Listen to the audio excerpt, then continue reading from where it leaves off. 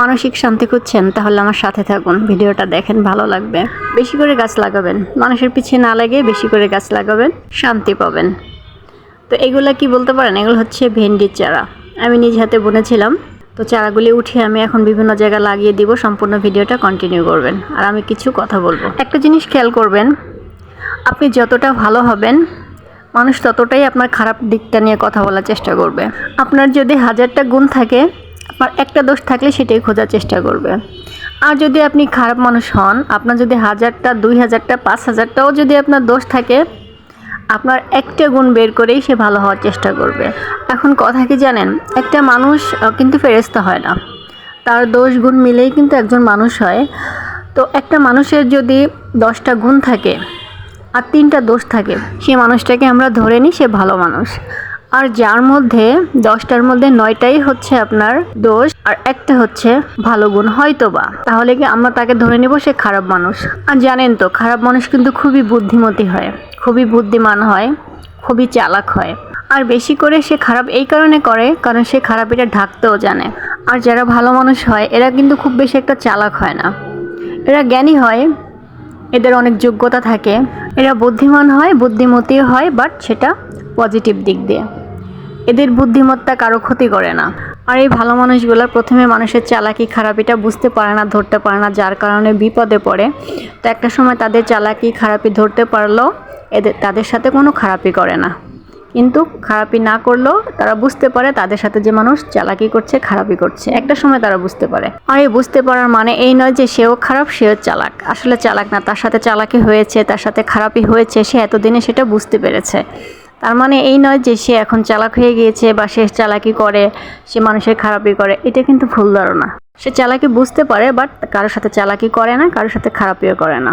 এরা নিজেরা ভালো থাকার পাশাপাশি তার আশপাশের সবাইকে ভালো রাখার চেষ্টা করে। এই সমস্ত মানুষ আসলে খুবই সোজা সরল মনের হয়। তো এই গাছগুলি আমি যখন লাগাচ্ছিলাম তখন আমার মা বলতেছিল যে তুই যে এগুলো লাগিয়ে যাচ্ছিস সেগুলো খাবে কে, এত সবজি কে খাবে, কারণ ওই বাড়িতে তো কেউ থাকে না। তো আমার মাকে আমি বলছিলাম যে আশপাশের প্রতিবেশীদেরকে সবাইকে দেবা, তোমরা খাবা, আর যদি আমি আসতে পারি তাহলে তো আমি খাবো। আমি আমার শখে করেছি, কেউ না কেউ তো খাবে, এটাতেই আমার হবে। গাছ লাগানো, বাড়ি সাজানো, এটা আমার একটা নেশা।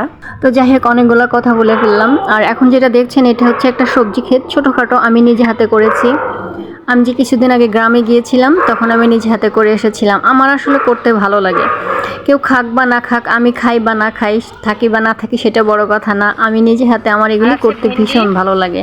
আর এই মাটিগুলো আমি নিজে হাতে কোদাল দিয়ে কুপিয়েছিলাম। এখানে ছিল কিছু ডাটার বিচি বুনেছিলাম, আর ছিল কিছু পুঁইশাক, আর ছিল ভেন্ডি চারাগুলি আমি লাগিয়ে দিয়ে এসেছি। আর এগুলি হচ্ছে আমার মা আলু গাছ লাগিয়েছে, মাটির তলের যে আলু হয় নিচে, সেই আলু গাছ যেখানে আরও লাগিয়েছে। আমি ছাতা নিয়ে আসছি, ঝড় বৃষ্টি হচ্ছে। যেখানে মনে হয় আমার মা আদা গাছ লাগাবে, ছাইয়া করে রাখছে, এখানে আরও আছে। এটা হচ্ছে আমলকি গাছ একটা, এভাবে গাছ দিয়ে পানি পড়তেছে, দেখেন এটা একটা আমলকি গাছ। ও বাতাস, ভালোই তো ঘূর্ণিঝড় হচ্ছে কালকে রাত থেকে।